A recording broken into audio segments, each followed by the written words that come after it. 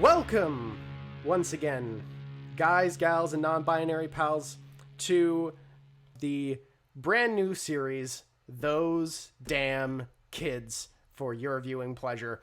I am your game master, Tyson Fraleigh, with a bright, sparkling new cast to dive in on this brand new adventure. We'll start off with a familiar voice that you might recognize on the airwaves here. We've got the Dapper Dan himself, Alexander Cruz. Woo woo! Hello, hello. How's everybody doing? Hope you're having a good day. Next up, we've got the Madam Mysterious. We have Gracyn Roach. That's me. Mysterious me. Well, I guess now that this is a thing, the Queen of Oinks herself. One Lizzie Nyveen. That's me, Pig Queen. Hi. It's Liz. Sup? Finally, we have, based on his scream name currently, the Bashful Bunny himself, Adam Honigman. Welcome, everyone. Nothing but terror. Hi, everyone. I speak to you, but you cannot speak to me, because that is what we call a parasocial relationship. This is the energy that we're going to be pulling all throughout this series, so strap in, listeners. It is going to be a cocaine hurricane all the way through. Hi-ho! So before we get started, I'm going to just give a very quick summary of the game we're using for this series, which is going to be Tales from the Loop, that has been mentioned previous. This game is basically Vampire the Masquerade, but with D6s. The game system, there are attributes and skills that are tied to one another.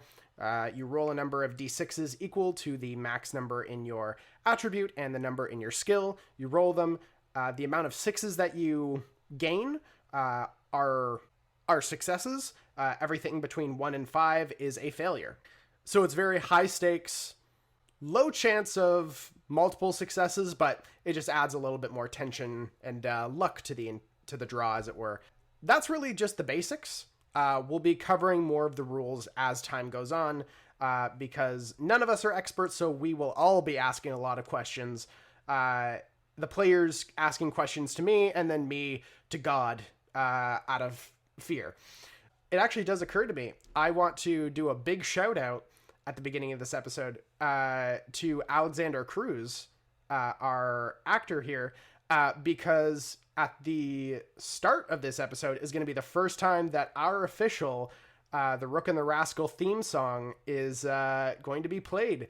So I want to thank Alex so much for composing, recording, and just creating legit some of the best music I have encountered for any kind of lead-in. I'm so happy with it, and I am in awe.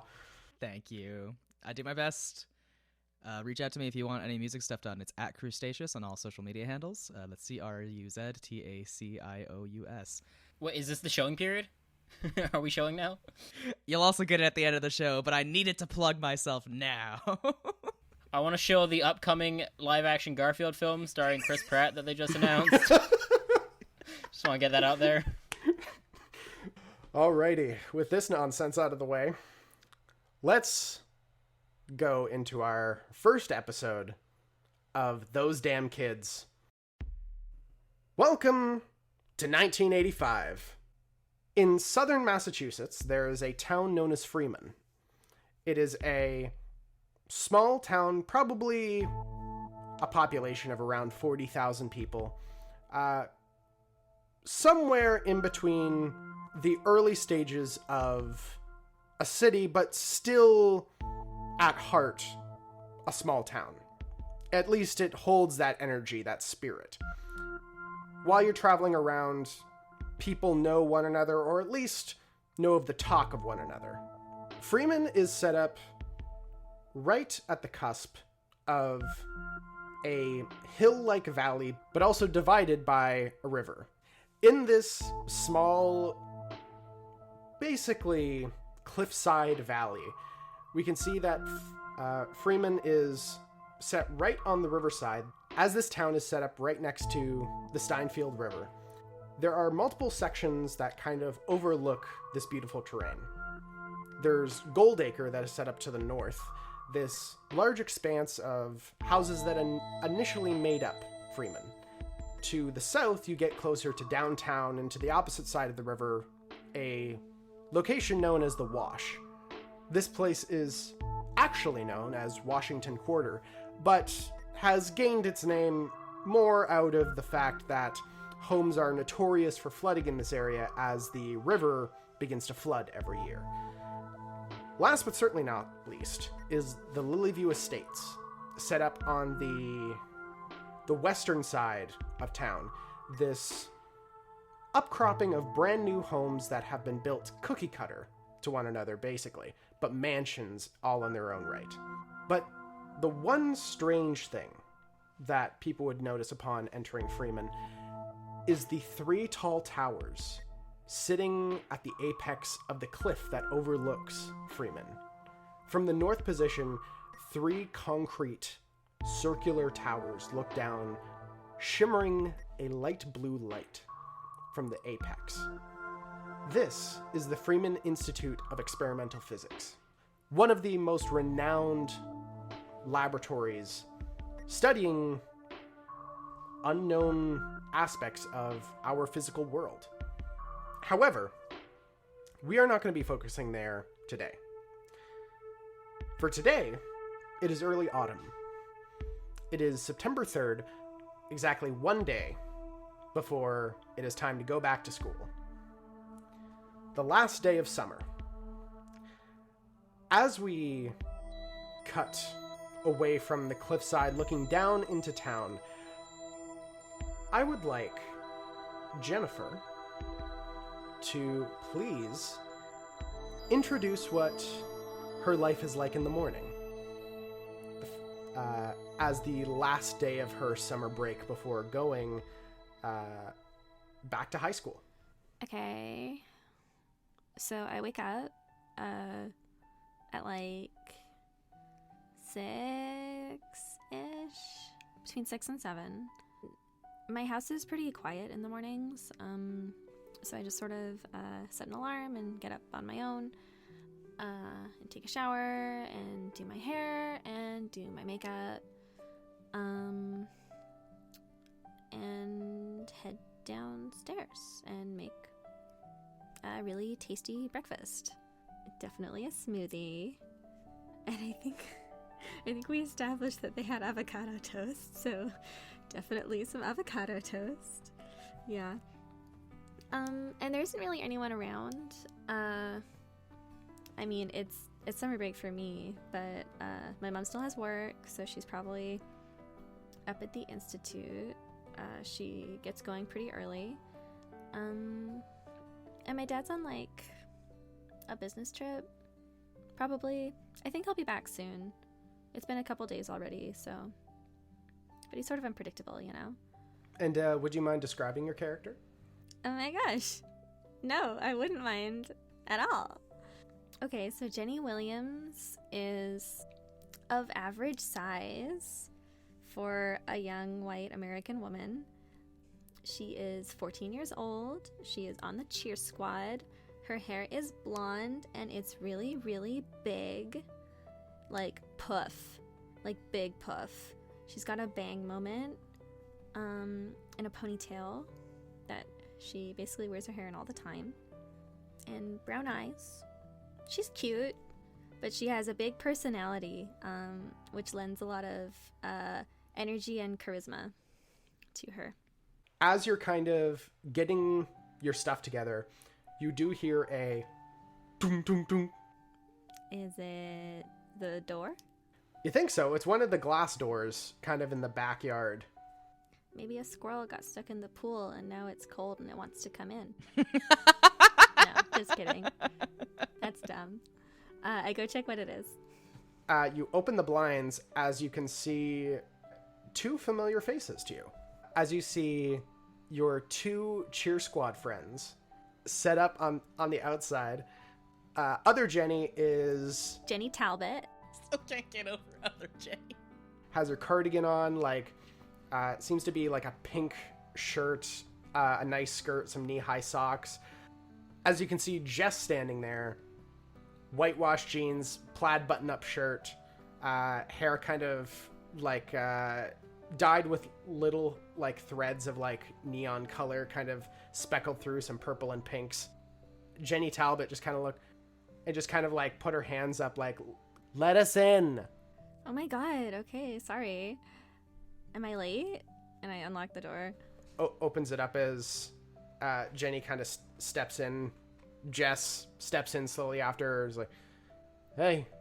As Jenny just immediately looks, oh my god, it's just always so nice to come in here. Do you have any like extra smoothies or whatever? Oh my god, yes, girl. How are you doing? Are you excited for today? Of course. It's only the party of the summer coming to its head. Oh my gosh, Rager, woot woot. As she kind of begins to walk over towards where you've set up the blender, kind of whipping up the smoothie together. She's basically right at home, but as per all of your cheer friends, it's kind of the normal aspect to it. Everyone just kind of knows where to go, where to get things, as she's already pouring herself this like not sludge green but kind of like kiwi colored smoothie. As she begins to tilt it back, look, we all know Mila Hilborn, absolute trash, but at the very least she knows a hookup.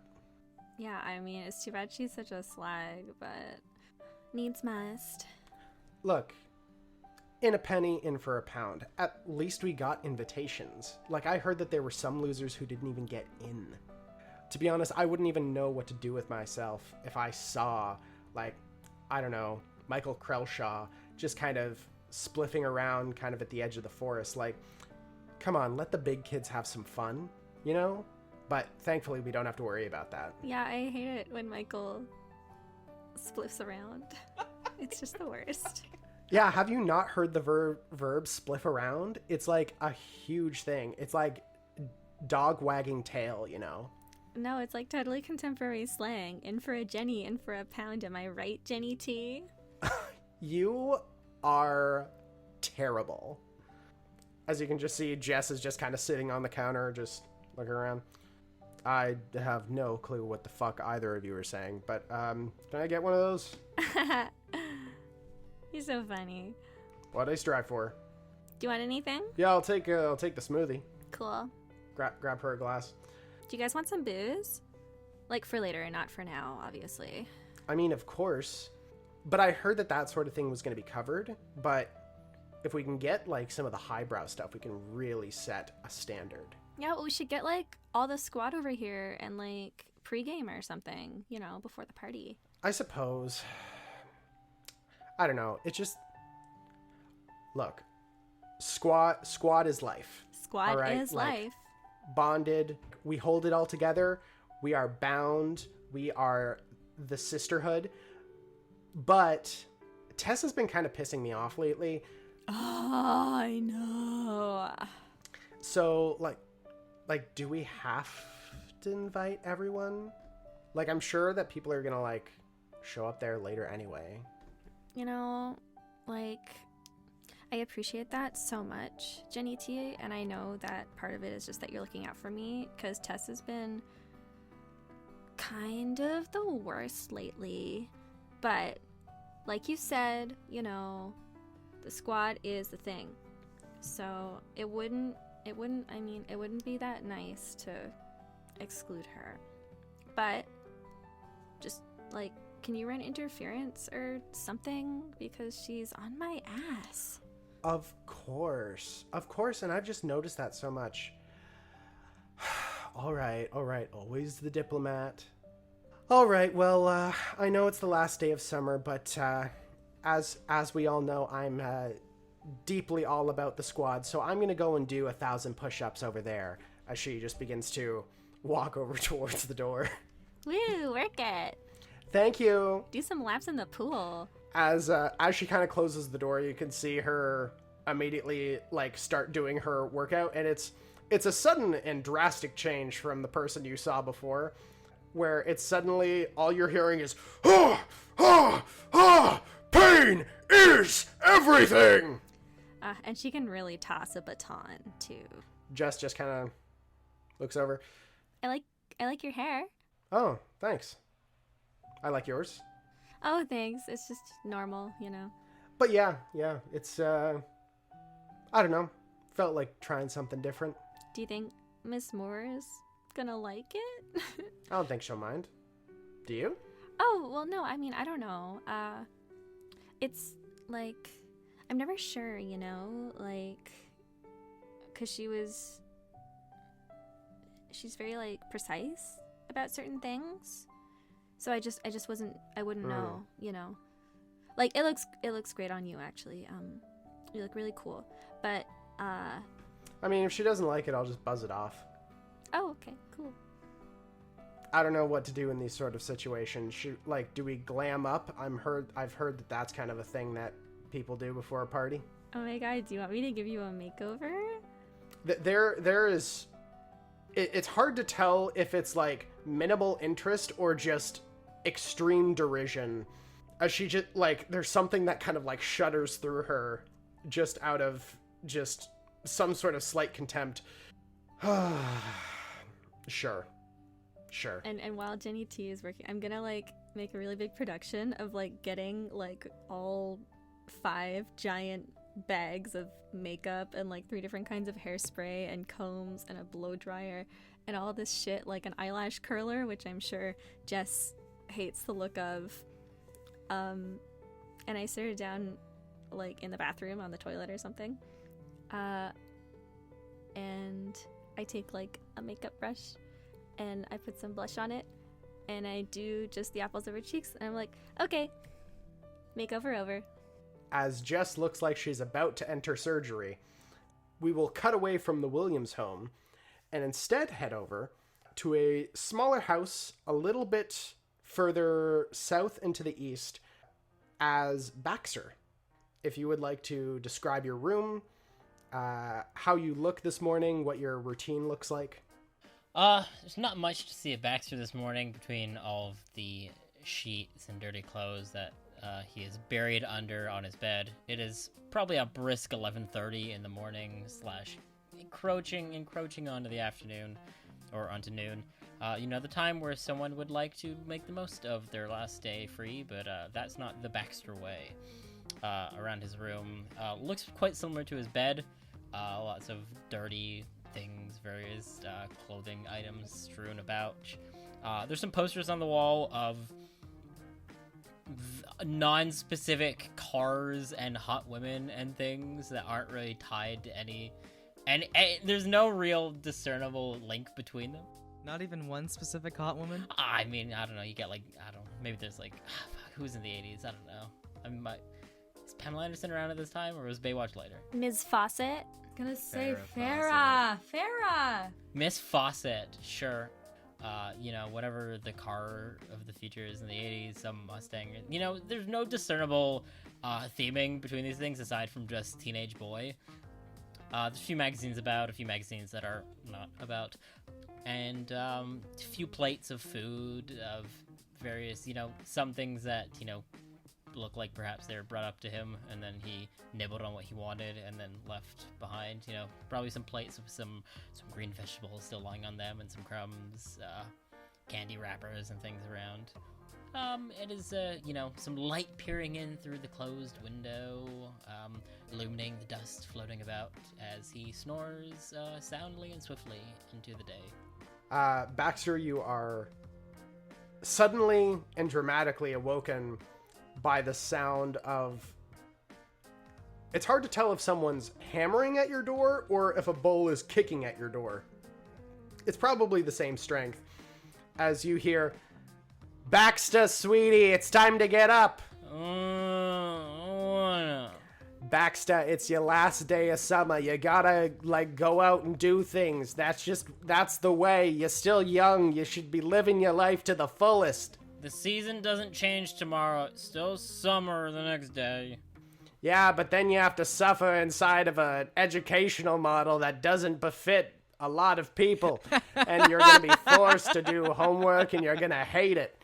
I've been reading a lot of socialist pamphlets recently, so it's been an educational experience. Mom, I told you you're gonna get blacklisted from Hollywood if you keep that up. What am I gonna do in Hollywood, sweetheart? Mom. He throws a pillow at the door. I don't want to hear it. Your dad and your brother are already up, so come on. Chip chop. Yeah. Baxter stretches with all the might that he can muster to kind of lean over and tilt his radio clock towards himself. It's not even PM on the clock yet. Baxter's gonna kind of stretch, look up, feel the light, let himself photosynthesize a little bit as he grabs any matter of clothes that you can find. Pair of jeans, give it a sniff. Looks good. T-shirt. Yep, feels right. Grabs his lovely windbreaker jacket that's sitting on his chair to his desk, which is not covered in academic papers. It is covered about anything but, pencils, I don't know, whatever, magazines he has, some Lego. He's a crafty little guy. He likes his Lego, and I just canonically want him to like Lego. Rolls out, throws open the door, walks in the bathroom, just kind of grabs a little toothpaste on his finger, kind of doesn't bother with the toothbrush, spits it out, does a boogie test, eye boogie test in the mirror, and heads on downstairs. You arrive in the dining room where you can see your brother seems to be reading some magazine or other, just kind of sat down, like leather jacket kind of on the back of the chair, long blondish hair kind of to the nape of the neck. As he's kind of leaning back, you can see that there's some already eaten breakfast. It seems that whatever scraps are currently left on the stove for you. As you can see, your dad, kind of this slightly balding gentleman, very broad, very muscular figure from working at one of the main factories just off the coast.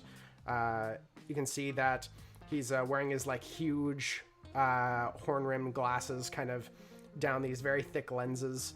And you can see your mother, who has her hair up in her rollers, seems to be smoking some sort of cigarette that she's probably procured from God knows where, just kind of in her nightgown as she's beginning to clean up a little bit. As you see your brother turn over towards you. I got work. You got work? Yeah, I got us work. You got us work. Mom, I thought you're the one that told me about my summer, and now I have to work? Look, work is an experience, sweetheart. You gotta mix things up a little bit. Pick up a very burnt piece of bacon that's on the stove. Just kind of slowly nibbles away at it. All right, work, huh? What's the game plan today, bro? Delivery. We've got a bit of a deposit. Group of people, they're having some sort of like party get together. I think it's like a wedding celebration thing. We're just got some streamers, some bunch of colorful crap like that. We just got to deliver from one spot to the other. Okay. And you need me because I could use an extra set of hands. And what do I get in return? A sense of self-worth. Put a dollar sign on it. You can see your dad kind of like, well, I suppose as long as you guys don't take too long. Do you think you're gonna be out for most of the day? Yeah, I've got a feeling I think they want a little bit of hands on deck at whatever this wedding thing is, so. Oh, okay. Well, just make sure you're not making too much of a racket when you come back in. I got my first day back in the morning, and I want to make sure that, well rested, good to go. And you two, you've got school, so make sure that you're able to get up bright and early for that. No tardiness. I've already went over this with your brother. But Baxter, we will not be accepting getting calls from the school like last year about how many classes you're missing. You gotta... Yeah. It's your head in the books.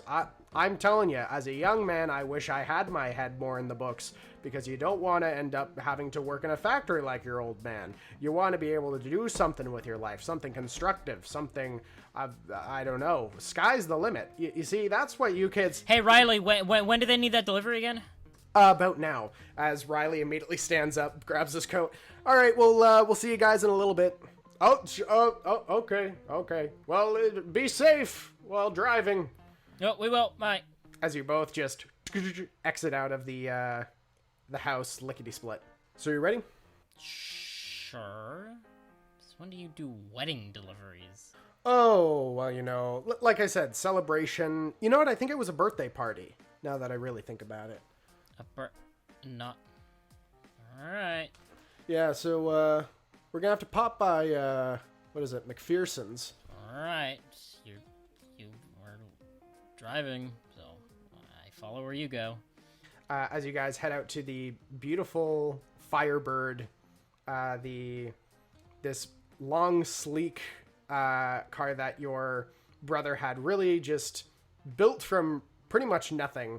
A wonderful gearhead that he is, as he pulls you into the passenger seat and you guys drive off towards McPherson's scrap and to the strange old man who lives there, as we will cut away once again to a home a little bit west, a little bit closer to the downtown section, quaint, relatively similar in size, but not exactly homeliness as Baxter's home. As Kit, if you would like to describe what you are up to in the late morning, early afternoon of your last day of summer. Well, I'm hanging out. I'm home, and I'm just kind of hanging out outside. I've got some woods around my house. Mom's at... I don't know where Mom is. She might be at the hospital. She may be working, but I'm just hanging out outside with my little pet rat, Rudy. We're playing with some sticks. We're soaking up the last day that I'm going to be able to stay home and not have to go to school. Honestly, I'm stomping in some puddles and playing with some mud and making sure that Rudy doesn't run off too quickly. Kit herself, she's got some dark hair, goes to about shoulder length. She's got brown eyes. She's pretty unassuming. She's a typical teenage kid. She's got some breakouts across her face, a little bit of freckles across her nose. And she's just hanging out in her backyard. Okay. As Rudy, your older getting rat, is kind of scurrying around the place, you can see that for where the circumstances that you found him, he's very smart, and is, as kind of with your backyard antics, very eager to please with tricks, with all sorts of requests that you make of him. As at which point you've been out here for a little while, just kind of soaking up the last bit of sun, as you hear the driveway, as there's the roll of what sound like tires. A very familiar sound to you, as your mom seems to be driving in at last from wherever she has been. Okay, cool. I stop Rudy from doing his his third somersault in a row, and I get him up on my hand, put him up on my shoulder, and I come around the front of our small little house just to give Mom a wave. You see your mom come out of the wood-paneled station wagon, kind of shuts the door. As you can see, she is in her nurse's scrubs, exhausted, her short kind of bobbed black hair beginning to sprout gray down the center. She hasn't had time to re-dye her hair or much of anything at this point. Very haggard looking as of this moment after her shift, as Rudy immediately from your shoulder runs down like your your side before reaching your mother and beginning to climb up, as she's just like, okay, as immediately just kind of begrudgingly accepts Rudy's kind of arriving on her shoulder. Here, give the lady some space. I run over and I cup him up. I go, okay, I'm sorry, Mom. And I take Rudy from her. It's okay, honey. As as she just kind of looks at her uniform now that is covered in very tiny, muddy footprints that have gone up her nurse's outfit. It's like, oh, I'm gonna have to wash this. Okay. How are you doing? How are you doing, sweetie? I'm good. I'm great. Yeah, I'm good. I'm good. How are you, Mom? I'm doing all right, honey. I'm doing all right. So I'm sure that you're excited for later. Yeah. Sorry. Can you just remind me what later is? What are we doing later? Oh my goodness. Did I not? I didn't tell you, did I? Yeah, I don't think so.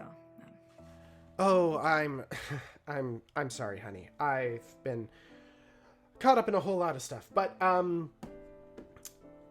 Miss Hilborn, you know, she works on the part of was it the Parents Association. She also comes by and volunteers with some of the older residents at the hospital, kind of post surgery. She seems like a very nice lady. She asked if you would be able to go to her daughter Mila's party. Mila. And what did you say? I didn't know. I suppose I said I would ask you, but my assumption was that you might be excited to go. You know? No. Yeah. I'm jazzed. Yeah, thanks, Mom. Okay, so Miss Help. So Mila's having a party tonight, and you said that you'd ask if I'd go. Yeah, well, in those words, something like that, yeah. Okay. Apparently they're having a thing at the, you know the big gazebo at the center of Memorial Park? She's apparently having her get-together party thing there. And her mom invited me? Yeah, apparently Mila has been asking a lot of people, and her mother wanted to make sure that, you know, everyone got an invitation to a certain extent. Okay, yeah, I can do this, yeah. Okay. What time's it starting? When do I go? I've been jumping in the mud. I think around 5 or 6. Okay, cool. 5 or 6. That's fine. Okay, good. Well, well, make sure to enjoy yourself. I have to go and sleep. But please, be careful, look after yourself, make good decisions, and, all that. I will, I got them in the back of the car, but I have some more, microwavable dinners that you can whip up for yourself, before you leave. And, yeah. Alrighty. Well, at which point she heads to, her trunk, begins to grab, the few groceries. Look, stop. I can do this. And I run up to my mom and I tell her to go rest. I can get these. It's the least I can do. Please. And I grab the groceries from her arms and start to bring them into the house. Okay. She doesn't fight you, as she just kind of, oh, thank you, sweetheart. Okay. Well, first I guess I gotta do, she's just kind of mumbling to herself, I guess I kind of do a little bit of laundry, but that's okay. As she heads through the front door, as you are holding the groceries. Okay, Rudy. And I turn to Rudy on my shoulder and I say, looks like we're going to a party. As I bring the groceries into our home, I put them away respectively. And Kit does her darndest to start getting ready for what she thinks would be an acceptable outfit for a party. She splashes some cold water on her face. She puts on her least wrinkled flannel shirt and some fresh pants. However, she does not get the time or the care to switch out of her galoshes, which have mud all over them, but she doesn't really have another pair of shoes. And to be frank, she doesn't really notice that there's still mud all over her shoes. And as we pull away once again, to another home slightly up on the actual ridge side of the cliff, looking down into Fremon. We cut to another home, very beautiful looking, 2-story, by no means over luxurious like that of the Williams home, but still a very beautiful and quaint little spot. As we can see that there are 2 cars in the driveway.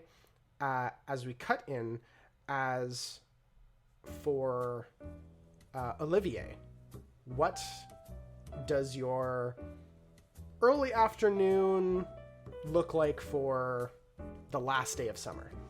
Early afternoon on a Sunday? Okay.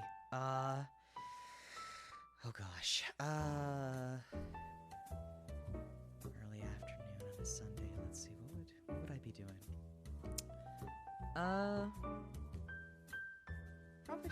Probably just finished lunch. I'm gonna maybe see if my sister Renee's doing anything first, and if not, I'm probably just gonna go. If it's a Sunday and it's already early afternoon and Olivier hasn't left the house yet, he's itching to get out of the house. Olivier Webster is a 13-year-old boy.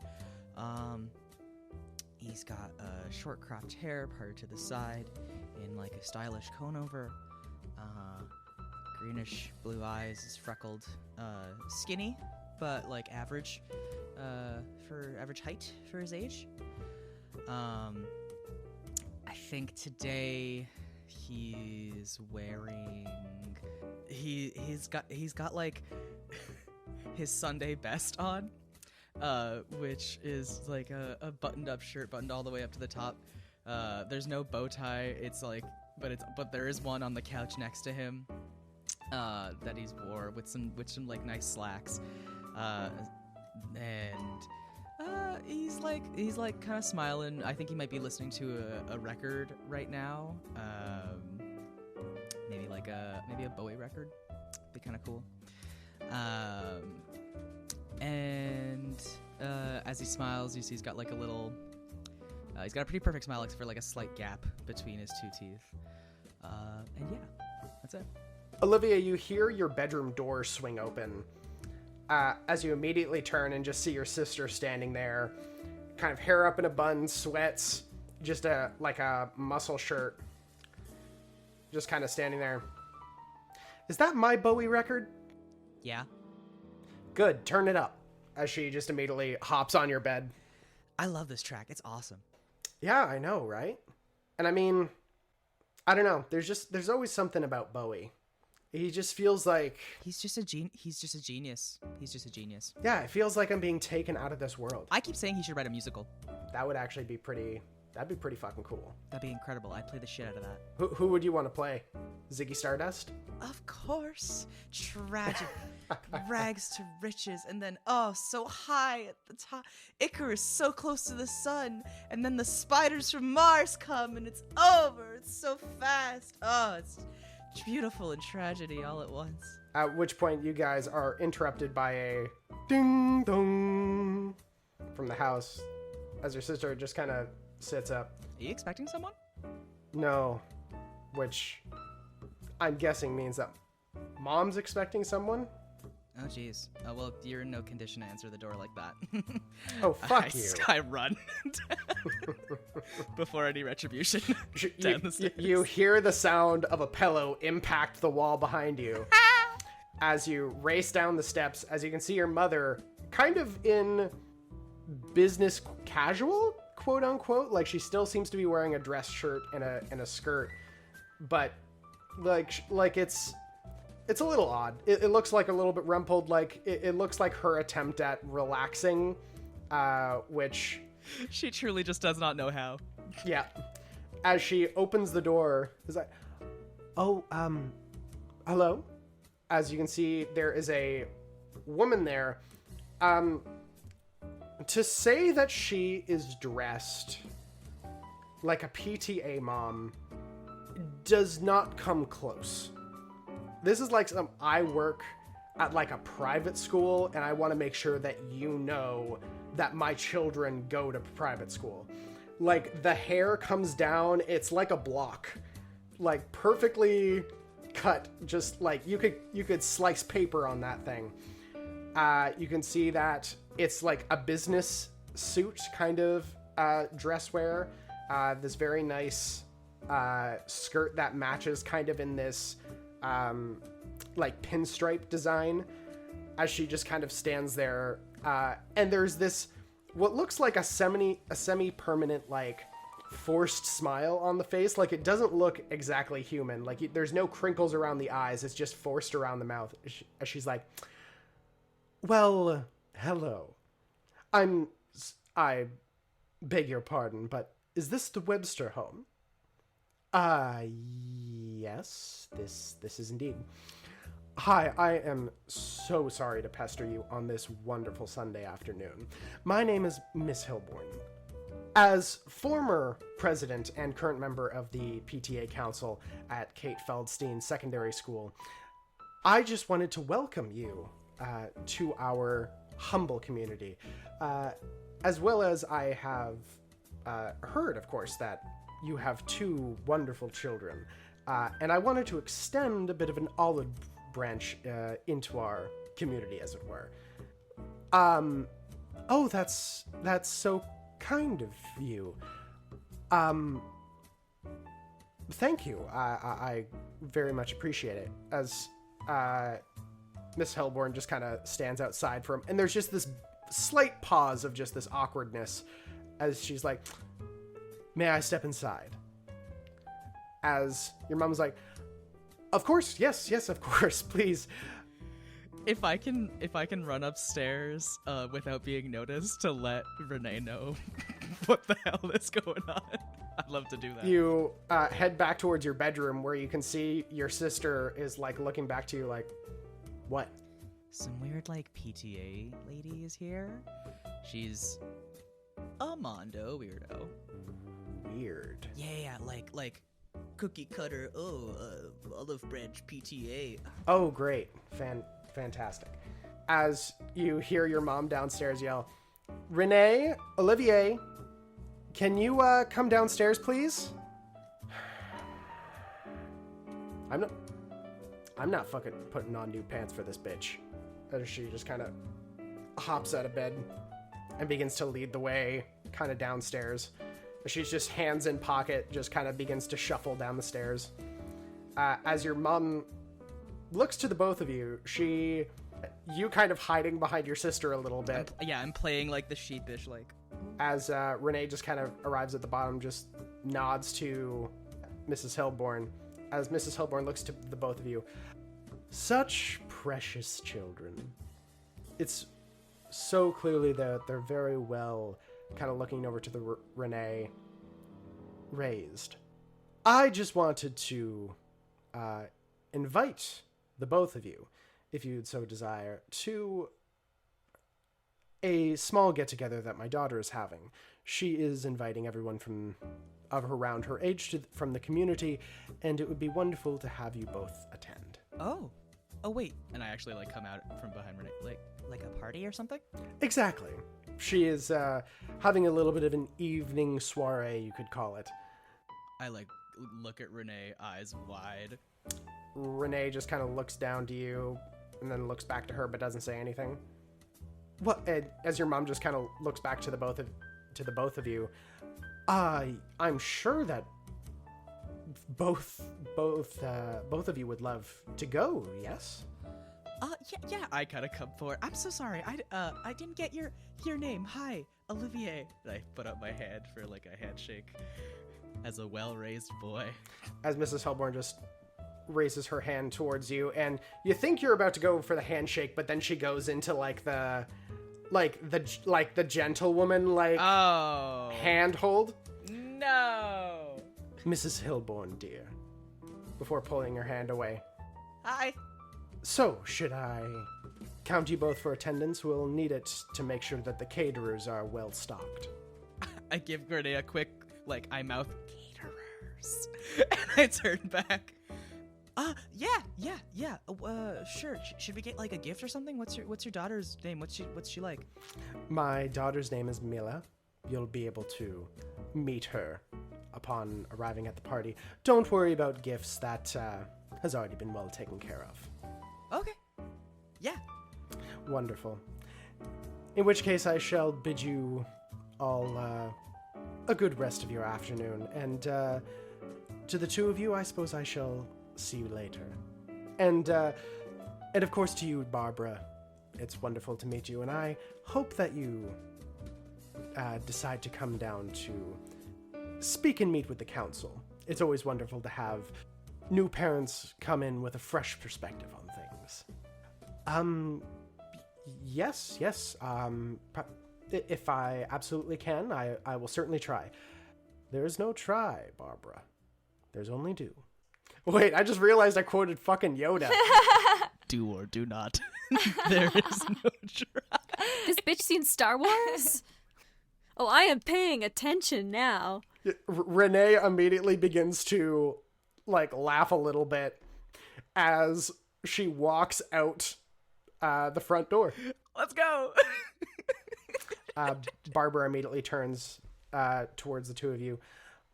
Well, I think this could be very exciting. I'm glad that she came around. She seems like a nice woman.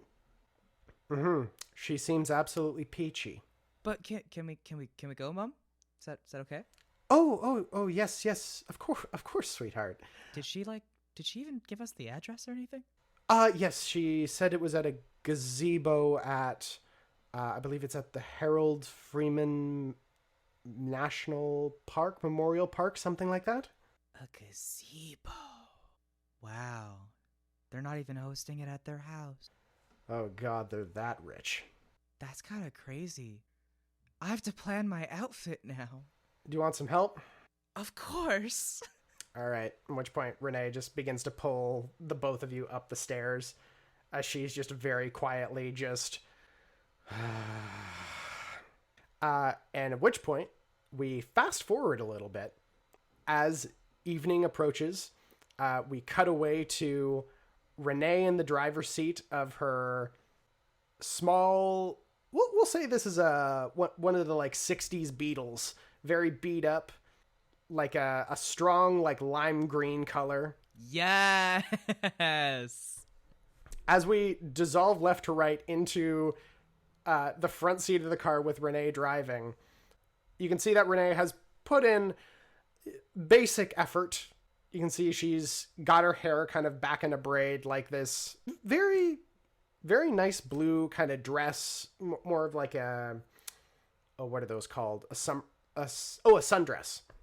A blue sundress, kind of driving along with you in the passenger seat in your finest getup.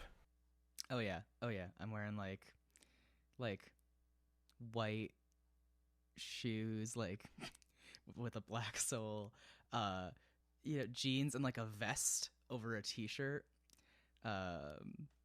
It's simple but tasteful. Okay. Which point you guys drive across the river towards the Washington Quarter, passing it entirely, and arriving at the Harold Fremon Memorial Park. This beautiful looking expanse where it essentially just goes into this large plateau with, to the right, this massive field of lilies that kind of spreads out towards the western side of the river in this expanse before going into just brush.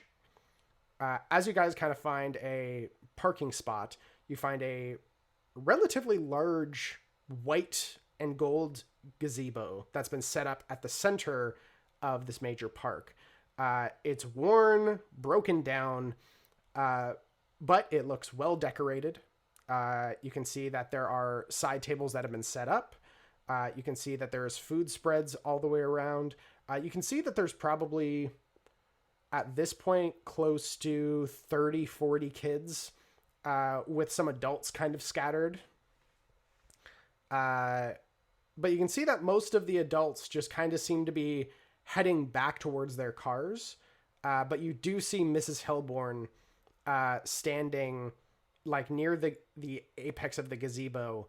And yeah, as Renee just kind of parks the car, looks to you. You ready for this? This is a lot more kids than I was expecting. Yeah. There's this many kids here this whole time? I don't know. We don't have to do this if you don't want to. No, I really do. Is my hair okay? It looks great. Okay, could you do a vocal warm up with me? Sure. Just a really quick one, just a small one. Okay. Great. Okay. It's just me, right? Yeah. Thank you. I give her a hand to squeeze. She squeezes back. I get out of the car. Kind of steps out.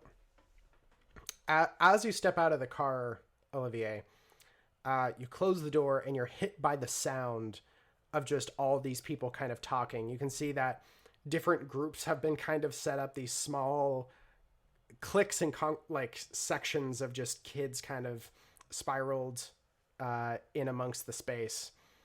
And as it's almost hypnotic, just this vast sea of people, before you hear from behind you, "Watch out, coming through," as you're kind of shoved a little bit into the side of the car, as you see a tall teenager, blonde hair, holding a crate, leather jacket, kind of just strutting through past you, as you see a smaller kid, probably around your age, walking past.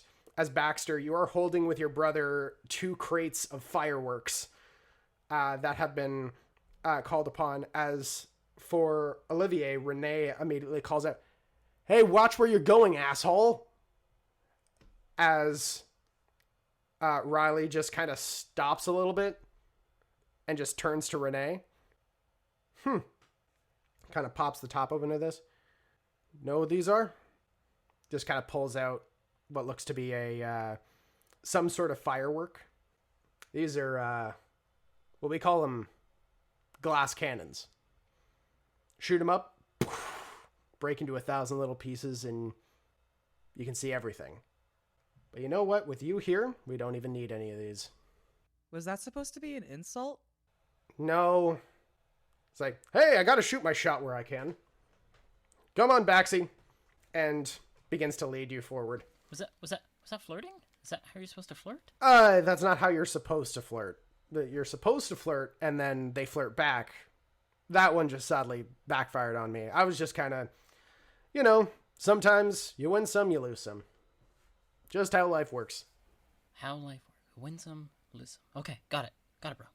Which point sets them his crate down next to one of the catering tables. Leave it here. I gotta go and discuss payment. Shit, the Queen's here. Kind of motioning over to Mrs. Hellborn. Just look casual for a second. I kind of find a pillar of some kind. Maybe it's a statue of something. Lean on it. You kind of lean. It starts to lean. Grab it. Just kind of sitting there hugging a statue.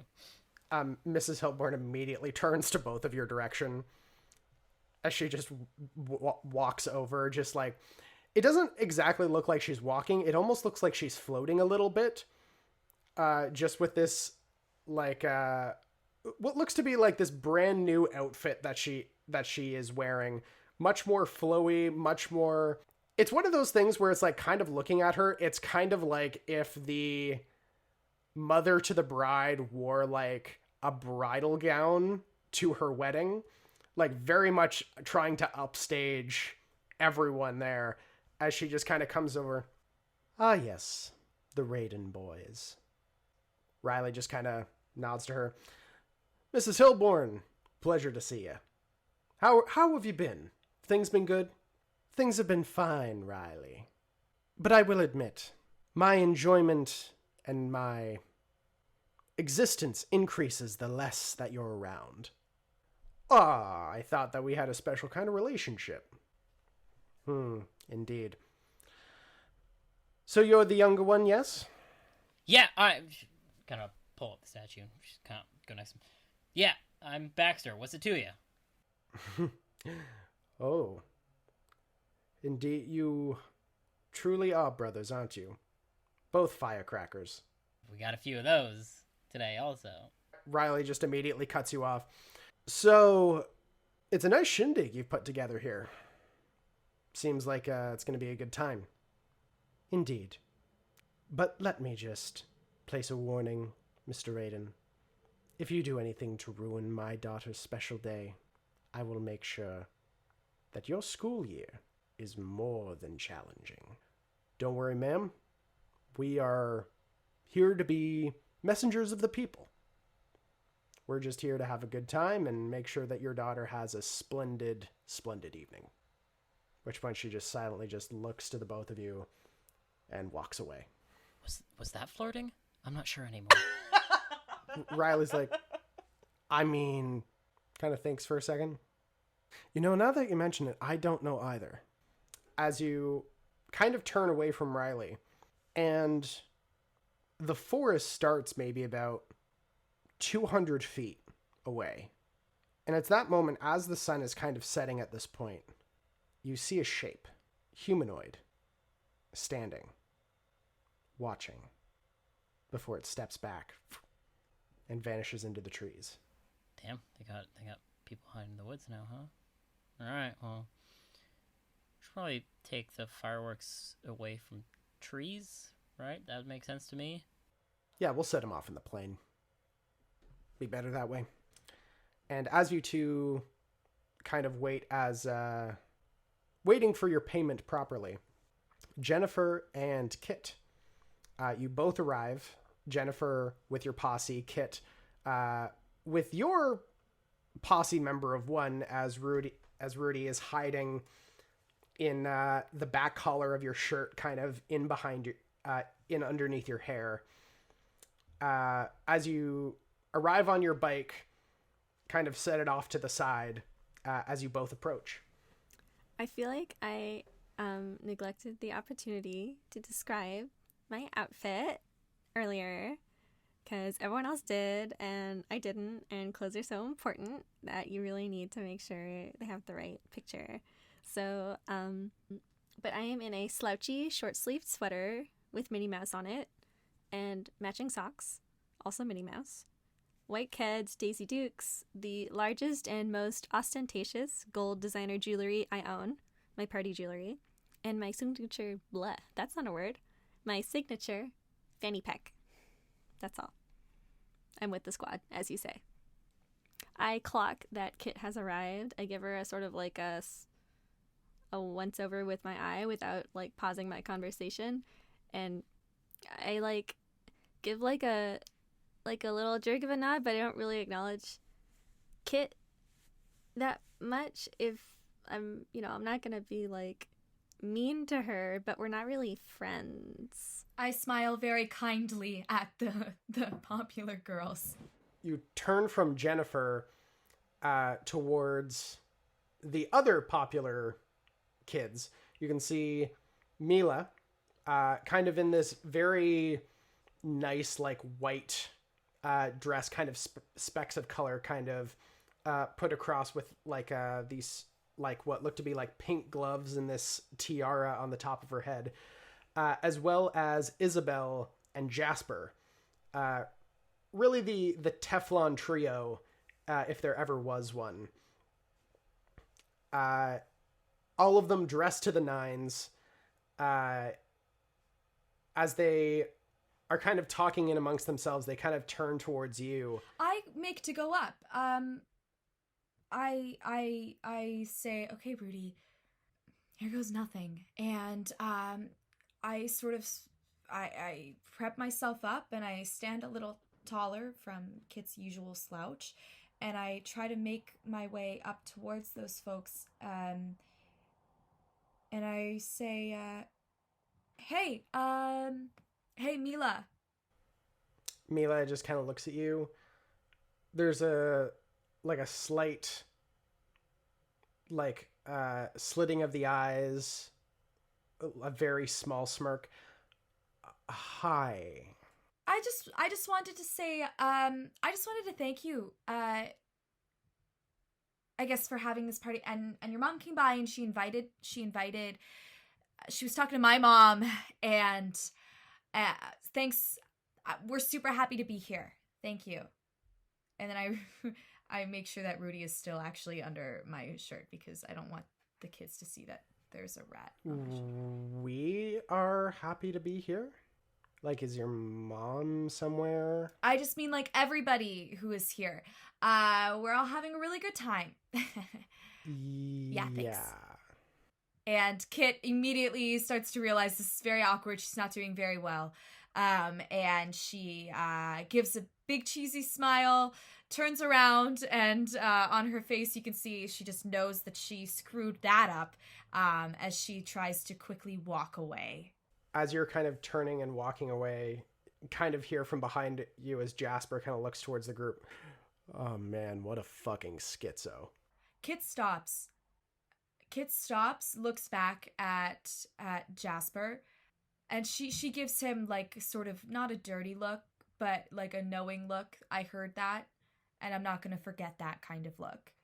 And then Kit keeps walking, and she tries to find somebody else to talk to, something else to do. Okay.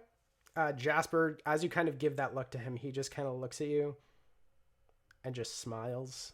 Just a very wide, white teeth smile before turning back towards his two friends. What a prick. As you turn away, you can immediately all hear ding, ding, ding, ding, ding. As you can see, Mrs. Hilborn is holding an empty glass and a spoon, just kind of tapping them together. Thank you, everyone, for coming here today. It's so wonderful to see the future, you all, the young visionaries of tomorrow, coming to spend the day with my love, my morning flower, my gem, Mila. Everyone, please. She kind of applauds, and everyone kind of awkwardly claps. Clap, clap. But then a little too enthusiastic because we're kind of a little tipsy. The squad, we pre-gamed at my house. You can immediately, you can see that, was it Jenny Talbot is behind you, just clapping very loudly. Woo! Okay. I put my arm around her shoulders. What? I just thought we were just getting excited. Which point, Mrs. Hilborn, I want to thank you all for coming, and well, I don't want to impede on the youth being able to get up to your evening as you will. But I just wanted to say that I am so proud of you, my little sweetums, Mila. And I love you so much. And with your whatever steps forward you take in this great and wonderful life of yours, you know that both me, your father, and the Lord has his eyes on you. And to everyone, have a wonderful rest of your evening. Thank you so much once again for attending. And, toodles. As she begins to walk away, she kind of motions to the other adults. Come on, let's not spoil their evening. As the rest of the adults begin to head towards the parking lot. Which point, very quiet clapping. Mila just kind of smiles in place. All right, everyone. So, and you can see that she's looking behind you. All right, everyone. Thank you all so much for coming. And at which point, as you guys are hearing the car doors slam, kind of a moment passes. Oh, thank you. Alrighty, so we're going to move party to the carve. So everyone grab something. If you've got whatever liquor, whatever alcohol you've got, bring it with you. Let's "Party, people!" as the rest of the crowd just erupts into applause as everyone begins to grab stuff. Baxter, your brother Riley, grabs the 2 crates and is like, "And our patron awaits," and kind of brings it over to Mila as they're kind of trading money, as it were. At which point, all 4 of you hear the forest 200 feet off. What sounds like some sort of... Does anybody else notice? You see that a few people kind of turn their heads, and there's a little bit of conversation. It's just like, "Did you hear that?" But kind of in amongst the other talking, some people are just kind of like, "I don't know," and just kind of shrug it off and begin heading, not in the direction of the trees or exactly where you heard it, but just a little bit left of it as they begin to head deeper into the actual tree line. Can I do like a quick, like just, look over, see if anyone notable is missing? Because I figure, I'm pretty hooked in to the culture. I know who would be here or who might be missing from the crowd, if anyone. Let's say do a mind investigate check. Okay. Nothing. I have nothing. Everyone seems to be here. Or at least anyone who's anyone. Sorry, so is this like, from Memorial Park, is the carve like a hike? Or is it like we're piling into the cars? No, the carve is just a little bit of a hike away. Basically, it's a old irrigation tunnel that was essentially decommissioned like decades ago and has become kind of like the hip spot for people to hang out. It's just basically a dried up irrigation way. And we have to go through we gotta go through the woods to get there? Yep. You do have to cut, not exactly in the direction of where you heard the sound, but still through the trees, yes. It's probably Michael spliffing, whatever that means. Spliffing? No, you know what? Not even gonna listen to what's happening here. Don't even want to know what any of those words mean. Kit really wants to figure out how she can make herself... Kit doesn't have any friends here. And I say, "Rudy, are you still with me?" I kind of, see if I can feel him back there. Yes, master, I'm still here. You look back, and he's not there. Oh, shit! Oh, shit! Okay. I pat down all my pockets, sometimes he likes to, and I can't find him. I am going to search the hell out of, I know there's a lot of people here, but I want to look around for where Rudy is. Rudy! Make a mind investigate check. This is probably super obvious, right? Yes, it is. Okay, so I would have heard the weird thing in the forest, and now this. I'm gonna give Renee just a quick, I'm gonna point towards Kit, and then I'm gonna head towards her. I've got 2 successes for my investigate. Okay. So for Olivier, as you are heading forward, Kit, you are kind of looking around. Other people are just kind of giving you like a weird look. As you immediately look towards where people are holding things, you actually spot Rudy. He has on a very lavish tray, there looks to be a very ornate birthday cake that has been set up. Oh, no. As you watch as Rudy has covered himself in mud. No. And no! buries himself into the cake. Shit! Rudy! Does anybody else see... Does anybody else see Rudy do this? Nope. Just me. Just you. How far away am I from this birthday cake? You're maybe 60 feet in through a group of people. Okay, that's fine. I'm just gonna carry the cake myself. I'm gonna go off. I want to carry the cake up. Mm-hmm. There is someone holding the cake currently. Nah, that's gonna be me. And So, Olivier, you arrive beside Kit as she's looking and staring at the birthday cake. I'm like, hey, Huh? did you lose something? I saw you like patting yourself down and stuff. Did you lose something? Yeah, but I found it. I'm looking at that cake right now. Do you see that cake? Yeah, I see the cake. You look at the cake and you can see what looks to be from your perspective, maybe about like a fist-size hole is embedded in the side, and out at the top, there is now a set of claws and a tiny rat head poking through the top as he skitters back down again. As you're beginning to watch as the cake is beginning to basically deflate on itself.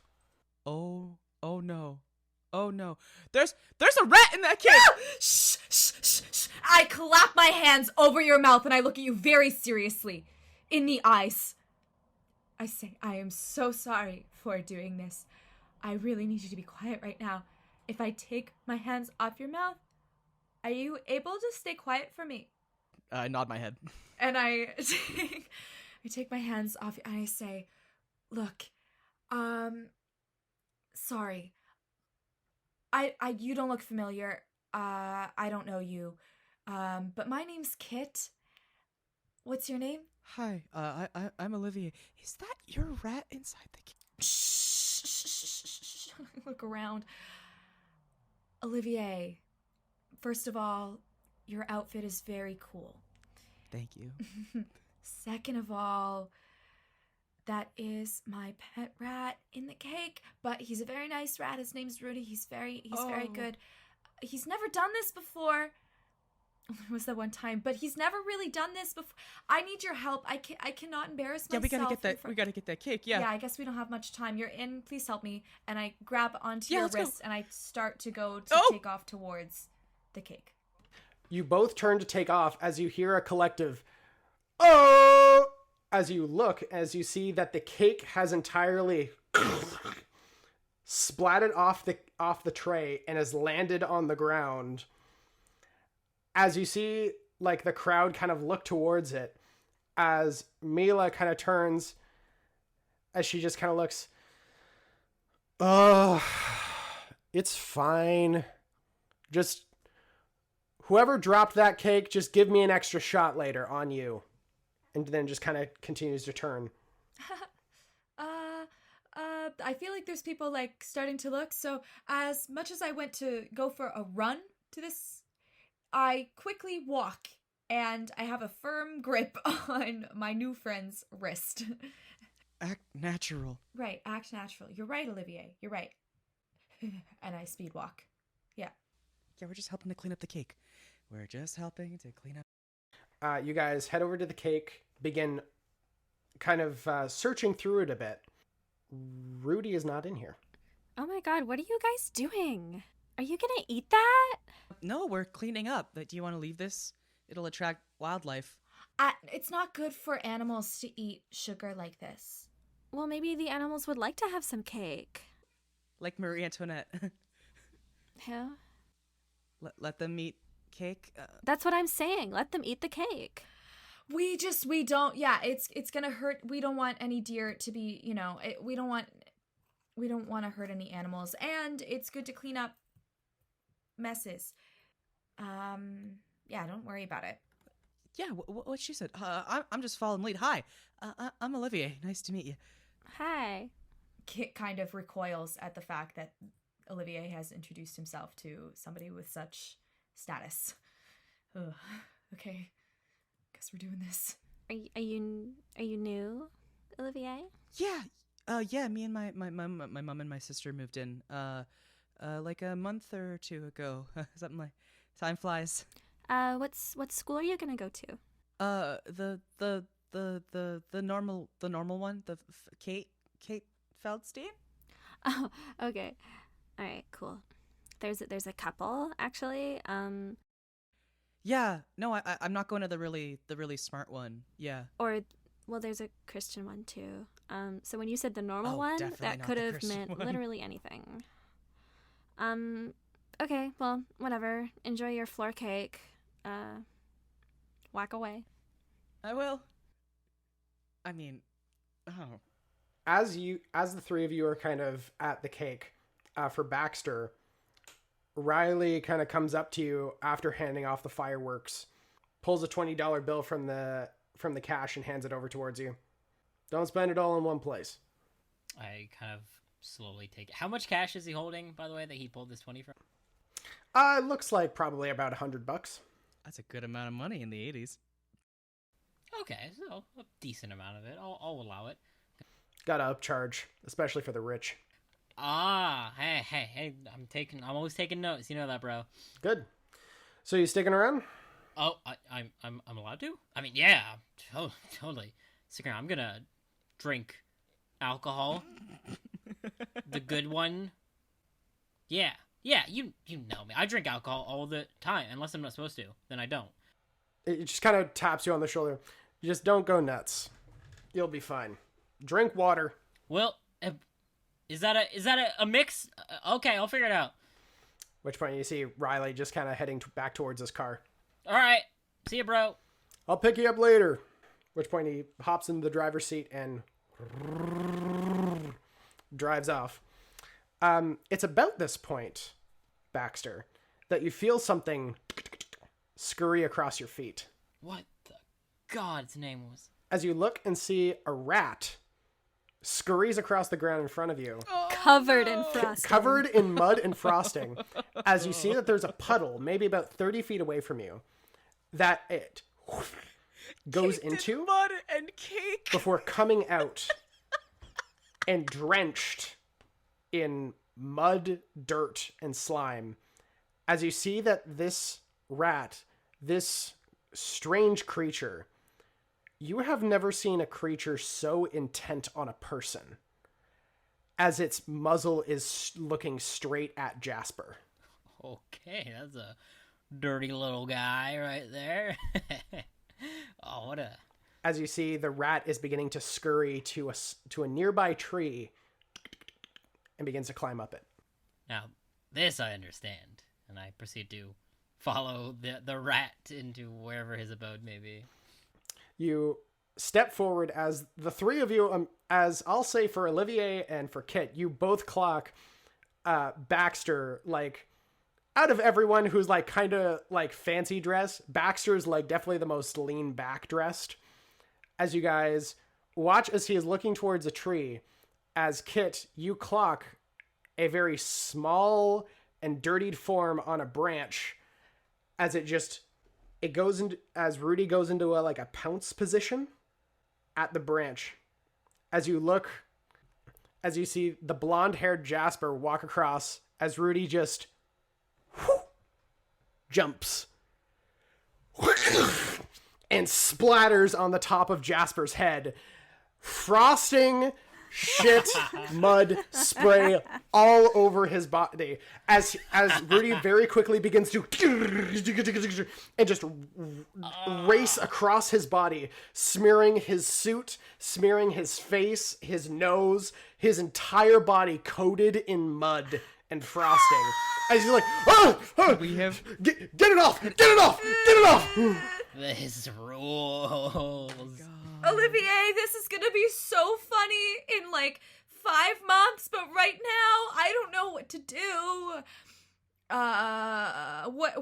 Where is Rudy? Is Rudy still doing this? He is still currently doing this as you guys are having this epiphany. I run again. I go towards, but I stop just before because I want to think about it. Okay. I want to wait to see what Jasper's reaction is. At this point, Jasper has fallen and tripped backwards, further dirtying his pants as the rat has scurried off his foot as Rudy seems to be getting ready for a second run.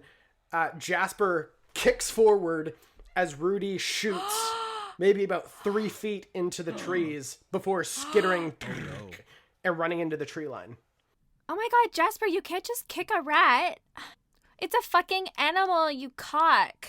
What? It's a stupid fucking rodent. Oh, come on. Hey, you're just a stupid rodent. Lighten up. The guy's just he's splashing around. He's having a good time. Yeah, he seemed to do quite the number on ya, huh? And then Kit kind of tries to dissolve back into the crowd. Mm-hmm. At which point, as he kind of looks towards you, as he just stands up, kind of wipes off his clothes as he kind of looks towards you, Jennifer. And when did you become the fucking PETA protester of the year?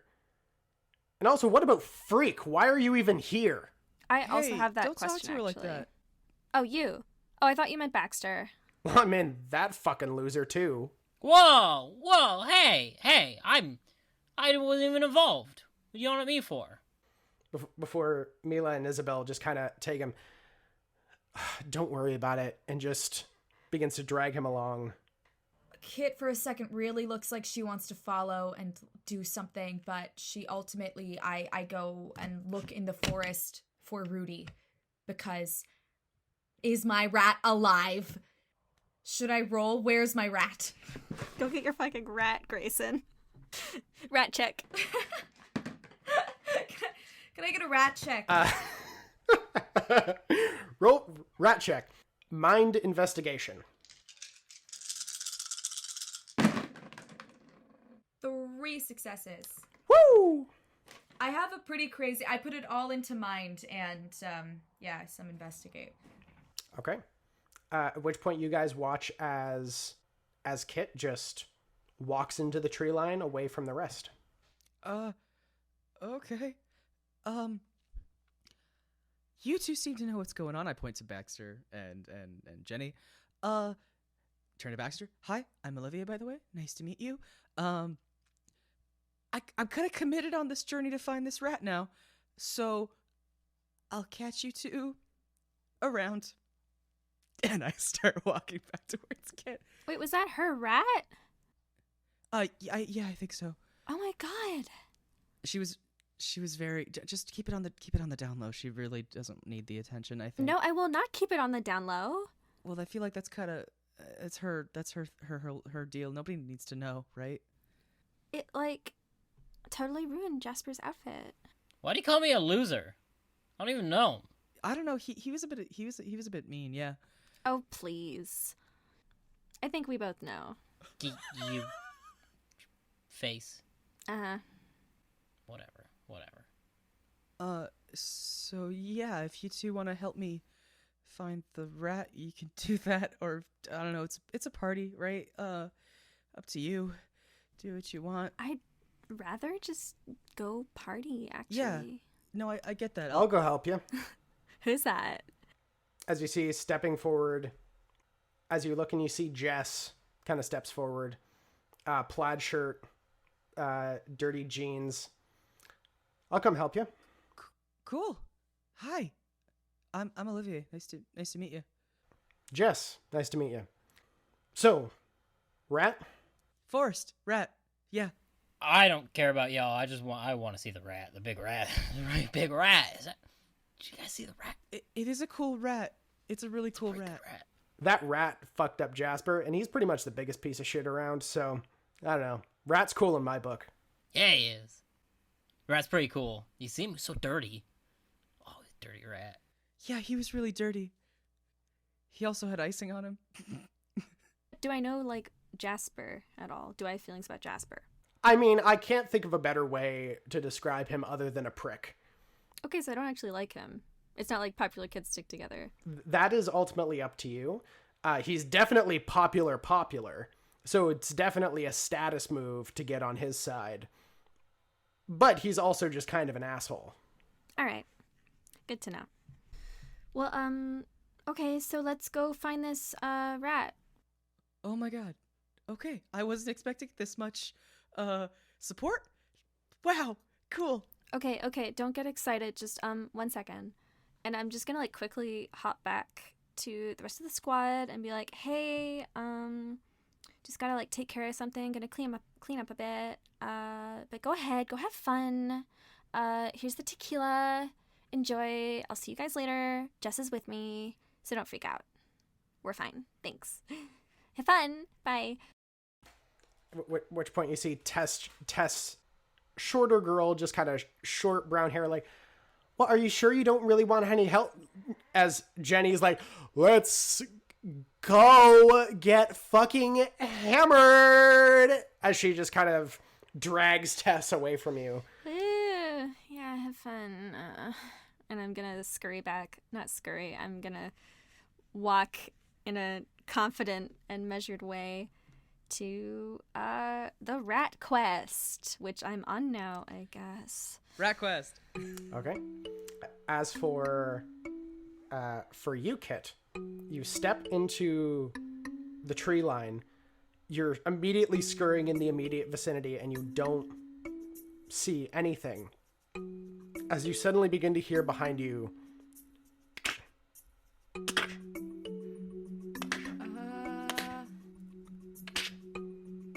Rudy? just loud crunches. Rudy? That doesn't sound like you. Closer. Closer. I turn and look. I try to see if I could see anything. This is very scary. You immediately turn as you see Olivier standing there along with Jenny, Baxter, and this young woman, brown hair, color kind of spread through it, plaid shirt. Seen her in the hallway, but you haven't really encountered her before, as they're all just kind of coming up behind you. Oh, hey. I'm back, and I brought reinforcements. Yeah, you did. Yeah, I'm shocked too. We don't need this many people to find a rat. It's a rat. We can find. How do you even Hi? find a rat? I don't care. It's a whole forest, man. Why do we? Doesn't the rat live in the forest? Why are we trying to? I mean, I want to see the rat, but Actually, it's Kit's rat. Kit, you Kit. Yeah, I'm Kit. And yeah, he's my pet rat, okay? And he's very cool and he's very kind and usually he's very well behaved. But when you're that size and there's a cake that big and people are that mean, I don't know. I did kind of tell them it was your rat. I'm sorry. Wait, he was in the cake? You knocked over the cake too. Technically, the rat knocked over the cake. Oh my god! Shake hand with your rat more often. He seems pretty cool. But Wait, does the rat? it Wait, does fell the rat have a over, name? so nobody's gonna eat the cake anyway. And yeah, his name is Rudy. Honestly, he usually answers to it, and that's why I'm getting a little nervous right now, because usually he answers. Usually that would have happened. He would have grown right back. So, Rudy. Rudy. Here, rat. Rat. He likes to climb too. So hey, make sure you're checking the trees. I assume there are a substantial amount of trees around us. I begin to check the fucking trees for this rat. As for Kit, you're leading the investigation as you're kind of heading forward. You guys are walking for maybe about 10 minutes, and there's no sign. There's no trail of like icing. Like Hansel and Gretel. It's well hidden because it's covered in mud. However, as you are traveling, about 5 minutes into the walk, you do catch what you initially think is white icing. As you look on a small, thin branch, there looks to be a torn piece of white cloth of some sort. As you immediately pluck it, and it kind of feels like something between maybe cloth and vinyl, or maybe like a khaki. Can I see that? Yeah, sure. I don't really know what it is here. I propose that Jenny is definitely very good at identifying fabrics. You would especially be good with this one. So please make a mind comprehend check. Okay. Let's see. Can I help Jenny with this? Because I would also be really into costumes and different kinds of materials. Sure.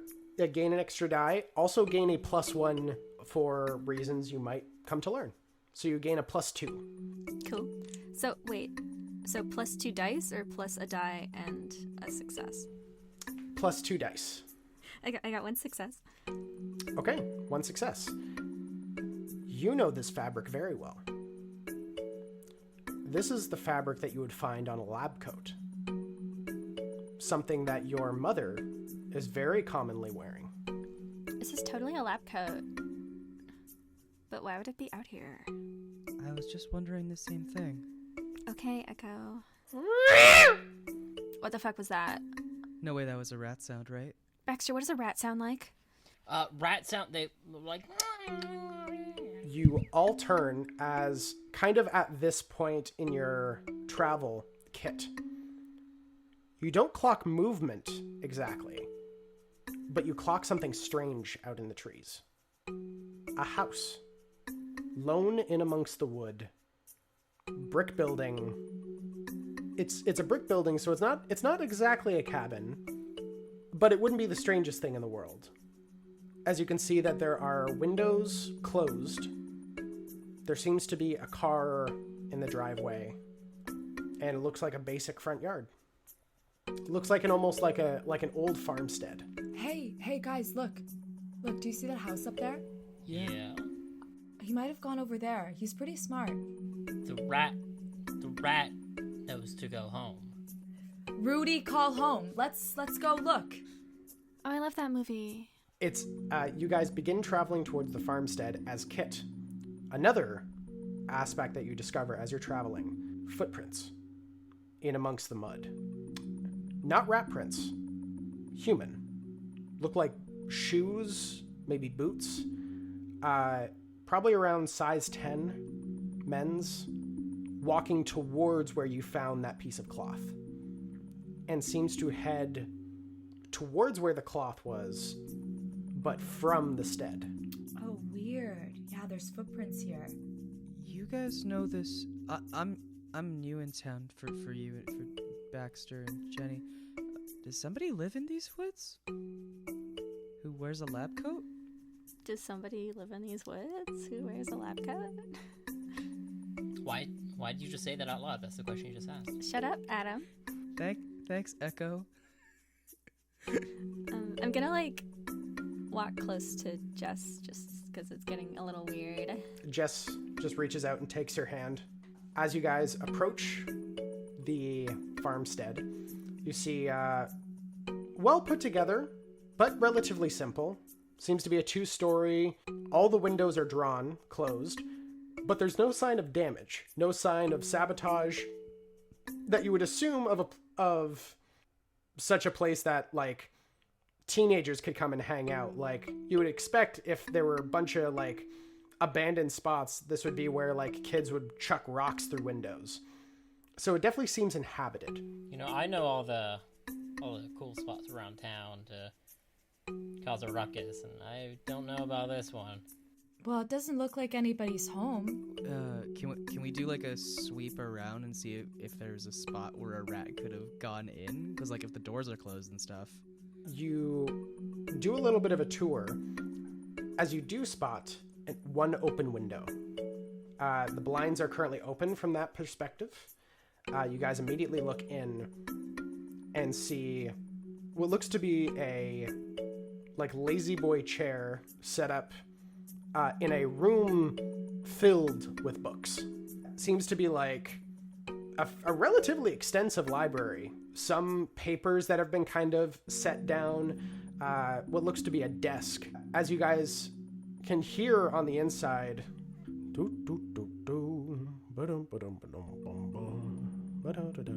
Are there muddy, tiny paw prints? There is. I give Kid a look. As you guys are kind of doing that, kind of giving a look, you hear the voice on the inside. Buttercup, honey, come on. Goodness me, look at what you've done. Come on. Look, you gotta help with this. You gotta help this little guy out. He's scared stiff. This voice is coming from another room that we can't see. It seems to be an adjoining room.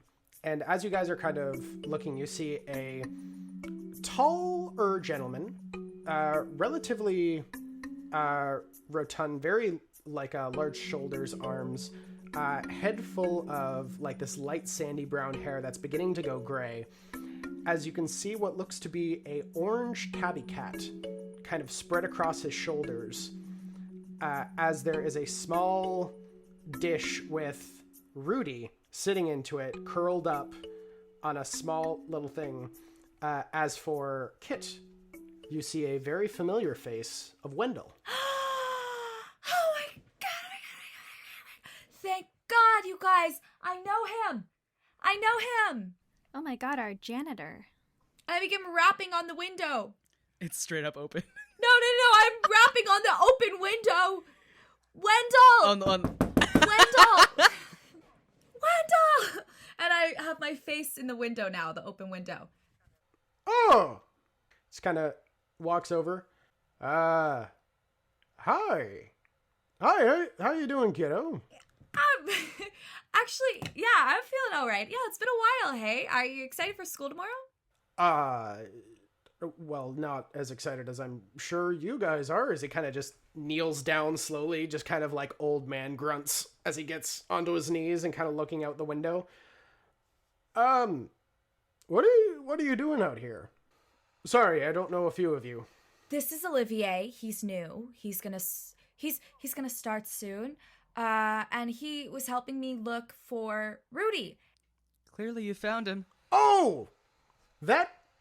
Well, who would have guessed that? Okay, hang on. Just give me a moment. At which point he heads over, picks up Rudy, brings him back over to the windowsill. Oh, little guy gave me the jeepers. Little Buttercup here nearly thought that he was a wild rat and nearly gobbled him up. But I think she was aware when she really started to sniff him out that he wasn't food. That's great to hear. That's great news. Smart rat, smart cat. So the janitor knows your rat's name? Yeah. Yeah. I was there when we pulled him out. Did you give birth to a rat? What? No. I had rat traps set up at the school. And Rudy got caught. Oh my god. So I Okay. was planning on just sending. It's usually either throwing him out into the woods or the chopping block. But Kid found him. It was the craziest thing. I've never seen a rat take to someone like that. It was like a dog, really, in a lot of ways. Yeah, so Rudy, he just ran away. We had a big adventure. I got invited to a party, Wendell. Oh, hey, that's great, kiddo. So did I. Well, that's also great, young man. It's very good that all of you got invited to a party. I go to parties and I drink at them. You seem like a very mature bunch. Speaking of which, since we've got kids, since we got Rudy, maybe we head back, right? Wait. Hold up. Jenny, where's that thing? Where's that cloth you found? Oh, it's here. Okay, and Do you have a lab coat? Yeah, Wendell, Pass it over. do you know what this is? And I put it up in front of his face. No, sorry. Okay. Why do we care about? Can we go drink alcohol? I do not. Okay, good. Makes two of us. At which point, you all hear, "Oh, fuck!" We turn. You turn as you see what looks to be light. Maybe about 100 feet away. It's just not blinding, just dim. But it's clearly glowing in the trees. Wendell, do you know anything about those noises? I'm afraid not. Hang on, kids. Kind of dashes over. Buttercup, stay here, my friend. Kind of lets Buttercup go. Just a moment, kids. Is that the party? Few moments pass before the front door opens, closes, as Wendell comes out, jacket, hat on, and you can see that he has what looks to be like a double barrel shotgun. Don't worry. Just when you live out here, you have to make sure that people don't get caught in animal traps or anything of the like. We might be looking at something. So why never mind. It's cool. It's probably best if one of you stays behind, why don't we all stay here? If it's a person, we can't let them just lay out there if they've been attacked. You said that there was a party, right? There was a party. Oh, would it be so cool if we show up to the party with a gun? Oh, everyone would talk about it. We're not showing up to the party with a gun, at which point he just begins walking forward towards where the light is. I can stay here. I kind of want to follow him. Kathleen, I know he's your, like, friend and everything, or whatever, but if we call the police and he's just in the woods with a gun, with a lot of teens nearby, things are not gonna go well. And he's actually really good at cleaning stuff, so maybe we shouldn't get him fired. Plus, someone might write an article about it if something goes down, and I don't want to be, like, associated with you guys forever. Wow, Jenny, that was actually really smart. Yeah. Olivia, I don't think we should call... Wow, Jenny. Yeah, I don't think we should call the cops. I think I should get Rudy, and I think we should follow him. You hear 2 gunshots go off. Oh my god. Fuck.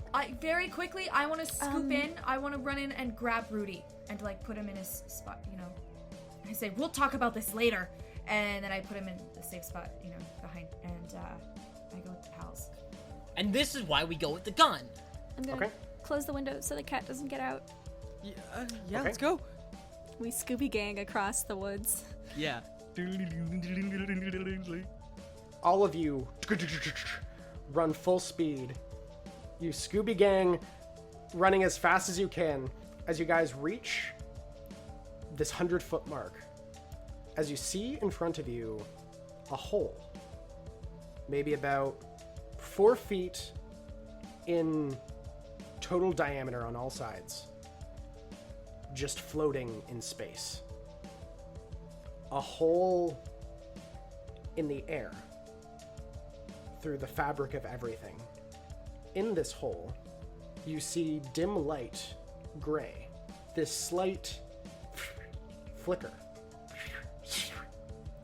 Almost a little bit like a TV on static.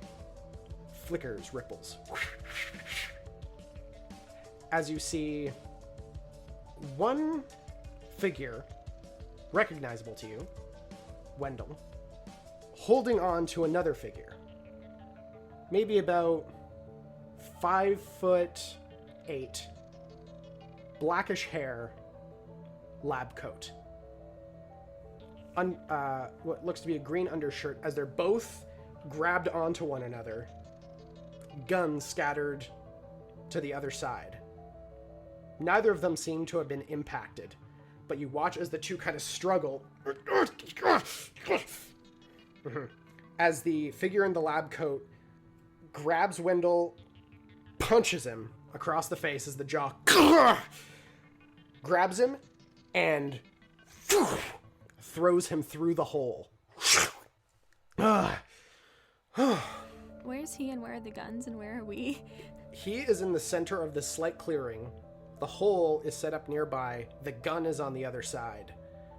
As you see him just kind of... Fuck, that old man knows how to hit. This is like a human? This is a normal looking person? Yep. This is a human man. As he just kind of turns towards the group of you. Well, fuck me. Where did he go? You see the scientist just kind of step back. Guess you'll have to find out, huh? Before he touches the hole and gets sucked in. Run! No, not dealing with this. No. Well, Back away. No. at least he didn't shoot us. At least He he did. didn't shoot us. Jen, there's a space hole, and he threw the. Yeah, I fucking see the space hole, Okay, don't Baxter. yell at me, Jenny. I think I'm gonna go in. And I start walking towards it. What? No. Sorry. Kid, wait. I grab her sleeve and attempt to prevent her from entering the hole. I don't fight Jenny grabbing me, but that's Wendell. I can't just leave him there. And that's a space hole. Insane. Well, then what else are we gonna do? How are we gonna... Kit, space holes don't exist. And we're looking at a space hole. So what is going on right now? What does the hole look? So you already described a hole, but like, can we see through it? You look at it and you just see it just goes into gray light. You can't see through it. It's not transparent. It looks like someone literally cut a piece of the air just two-dimensional out of space. Okay, but like, if we go into like an interdimensional static hole, then how are we going to get out of it again? Exactly. That's the big problem. So we don't. Goodbye. Sorry, Mr. Wendell Janitor. Okay, then how do we shut down the space hole? Like, Why do we have to shut down the... It can just... There's a space hole here. We can just have the space hole in the woods now. What's that? As 4 figures step from the hole as they're staggered forward. You see 4 figures, just undershirts. As you see one person, he has kind of buzzed red hair that's kind of slightly disheveled, but mostly kept clean. There's a certain elegant way that he is moving, but it's somewhere between rugged and elegance. As he kind of steps up, as you see the other 3, one of them is a larger gentleman, deep tan skin, this hair of like very shiny black, kind of like circular glasses on his nose as he just kind of looks up. Another one, very rotund, very strong looking blonde gentleman, once again hair buzzed. And a 4th figure, very familiar to one of you. A woman, probably middle-aged, blonde hair to the back of the nape of the neck, very well done up, as Carol Williams, Jennifer's mother, steps, looks up towards you as she just freezes. As the red-headed gentleman looks towards you all. Huh. Interesting. Mom? Can I do like a sense motive on like what's the vibe? How are they looking at us? Make a mind empathize check. Can I assist by saying, Mom, who are these people? Yep, add a die. 1. 1. You can definitely see from the woman that Jenny is calling Mom, there's a very strong hesitancy, as well as the gentleman with the black hair, round glasses, also equal hesitancy from him. The other 2, the one with the brown, like the blondish brown hair, a little hard to read. The one with the red hair, he is looking at you, and you can feel there is an interest that goes beyond the normal. He is looking at you as if you are alien, like as if you are something under a microscope. Let's be careful. I slowly start to I just put 1 step back. Something's not right. I'm gonna walk towards the group. Okay. You guys are moving slowly towards Dr. Williams, as Carol is just staring at you. Carol, before the 4 scientists draw what look to be... They almost look like pistols, but not exactly. Small cylindrical, tubes. Maybe about a foot long. Reaches forward as 3 of them fire, from which, based on your positions, I would like you all to make body move rolls. Pretty good at moving. Nope. No, I'm not. And it is a goose egg. No successes. 3 successes. 3 successes. Jesus. Baxter, you hear something whiz by your ear as you continue running. Kit and Olivier, you both feel small bee sting-like punctures as you both just immediately feel your vision swirl slightly before you fall unconscious. For Jennifer, you look down to your mom as she just kind of looks at you.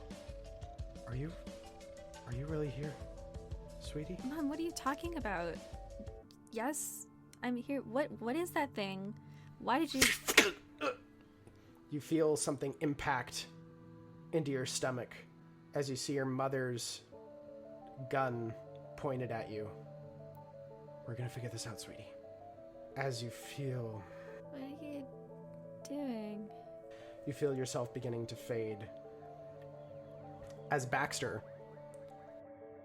there's that whistle sound as Jess immediately charges forward to Redhead as you guys hear "Rah!" as she throws a wild haymaker as kind of in all of your slumped visions you see the gentleman just kind of lean back, flip the gun around and pistol whip. Oh my Smack her God. across the face. A tween. As he kind of... Damn thing's always jam in mud. Reloads. I would still be making my way towards the gun and would presumably be close to it. Understood. You dive into the mud, grab the shotgun, and tilt it around. As you can see, the red-headed gentleman just kind of pointing down towards Jess. Hey, you! Yeah, mine's bigger than yours, so back off. Is this a double barrel shotgun? Yep. Okay, and I heard 2 shots already? Yep. Okay, thank you. Yeah, that's right. You better back away from these people. Okay? You hear me? As you see, Carol stands up as the other 2 scientists pull back on the what looks to be the main chamber of whatever this strange gun is, flits it with something, closes it, as they all just kind of walk forward. As this guy just points the gun down at Jess, as he just kind of steps around her, continuing to point down. You want to shoot me, kid? I don't want to, but I will if I have to. Looks over to Carol, kind of motions to Jess as Carol just kind of shaking, gun in hand, just kind of points down towards Jess. As the red-headed gentleman kind of steps forward. You got a name, kid? None you need to know. Now come on, guns on the ground. Let's go. All of you. So I swing the gun around a little bit. I'm going to be quite candid with you, kid. I don't think you're going to pull the trigger. Why do you think that? How close is he to me at this point? Maybe about 15 feet. I'm gonna try and hold my ground a little bit. Maybe I'm wrong. And he just kind of flicks the barrel of the gun and tosses it backwards towards the gentleman with the blondish brown hair, as the guy just picks it up. As the red-headed gentleman just goes and walks towards you and just grabs the barrel of the gun and just begins to lift it up with you. Come on, stand. Stock in your shoulder. Okay. Pump it up a little bit. Safety off. Off. Good. When you're about to pull the trigger, you hold your breath. In. Hold. And it's when you release, you let it slow. Let your heart beat. You don't let your breath out until you're ready to kill something. Maybe you're right. Maybe I'm not going to shoot you with the gun, but you want to know a little something about me? Back when I was younger, I was really good at baseball. They had a nickname for me. They called me Slugger. Take the shotgun, wind it up, try for a knockout. Okay. Make a body force roll. No successes. Woof! You swing as he leans backwards, dodges the hit, as you hear... I need you to make another body move check again. 1 success. 1 success. As you whoof, dodge one, but feel 3 others. As at which point the redhead figure immediately pulls 2 out of you from your body as you impact, as you kind of fall to the ground. Which point you see as Jess once again kicks downwards at the closest one to her would be Carol, as knee buckles, hits down to the ground as Tess begins to run. The red-headed figure looks back. Get her! The rest of you, in. As each of you feel yourselves being lifted. But almost as if being lifted in air, like floating on a cloud. As you feel yourselves impact on hard ground, concrete.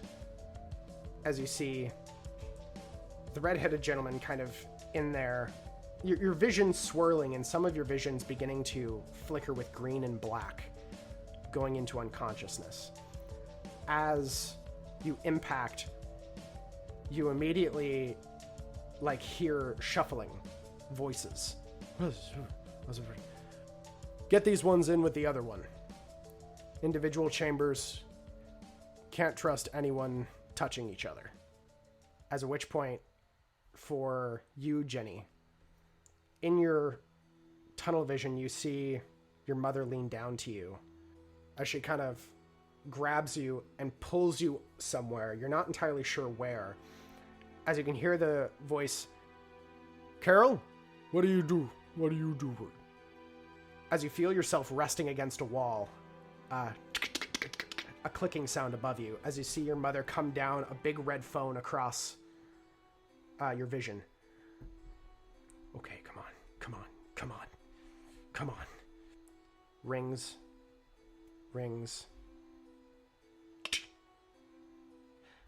As Jennifer, you've just gotten back from the party.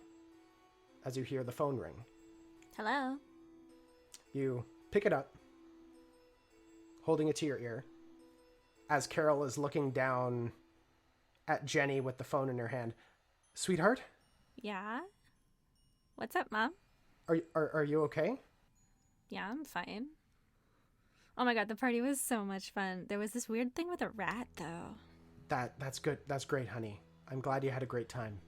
I'll see you later, okay? Oh, okay. You're gonna be home? Yeah, I think so.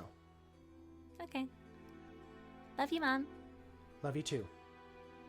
As Carol hangs up the phone, Jenny still slumped in front. The red-haired scientist steps forward. See, Carol? Like I told you. As he puts a hand down on her shoulder. They aren't real.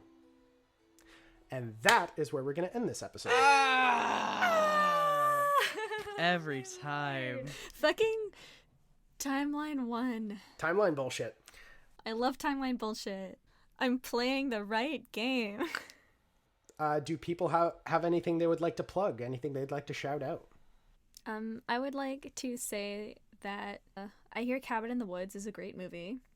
I've never seen it, but spooky. But not too spooky. Also funny. And, spooky season is maybe ahead of or behind us right now. So I've got a few okay, as long as we're putting in spooky movie recs, my recommendation is to go watch Blackula, which is a 1970s blaxploitation film. It's fantastic. Keep an open mind. Of course, I need to plug myself. If you need music things, I'm a composer and person, I guess, whatever. You can @ me, find me on Twitter and Instagram at Cruztacious. That's CRUZTACIOUS. I also want to plug Fish in October. We do, myself and Lizzie do a podcast called October Jones and Fish with Legs. I've done the music for it. Lizzie does a lot more and narrates it. It is a wonderful romp. It's an audio drama about a teenage girl and a fish with legs. It's a great time. It's lighthearted, but it also deals with some serious stuff. But it's also really touching and sweet. And yeah, Adam's also in it. Gracyn, we got to get you in here. Tyson's also been in it. It's a great time. You can find it anywhere that you listen to podcasts. I would recommend episode 4 because that's where my characters. I'm Gracyn and Kit, and I'm not artistic. I work a normal job. I don't have anything to plug. I just want to say that you should all try to be good people while being as morally gray and fun as you can. What's your spooky movie rec, Gracyn? Wow, do I not have any good ones? So you know what I'm gonna go with? I'm gonna go with The Love Witch, which is that, I think it came out in 2016. It came out recently, but it's so weird.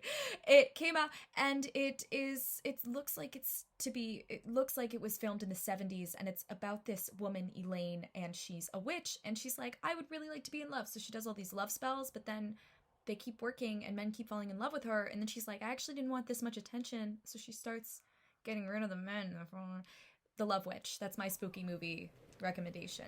I got nothing going. I do work in entertainment, but none of it's mine, so I'm not going to show any of it. I did just finish up watching the most recent season of Riverdale today, which I highly recommend. It's got sci-fi, it's got horror, it's got spookiness. It's wonderful. It's an endlessly good time. I've never seen every episode feels like 6 seasons worth of content. It's the highest value you can get for your time in television these days. There's 8 subplots in every episode. It is the densest show on television right now. I highly recommend season 6. The color, and they're introducing actual magic next season because Sabrina's gonna show up. If you like this episode and this so far what we're throwing down for those damn kids, make sure to follow us on social media, whether it be on Twitter, Instagram, Facebook, but also you can find us at Three Kings Loot on YouTube, where all of these episodes will be uploaded. You can also pick us up, whether it be this season of The Rook and the Rascal or last season's Montreal by Night. You can listen to all of those wherever you get your podcasts. Get all of your board game news from thebagofloot.com and get all of your board game needs from threekingsloot.com.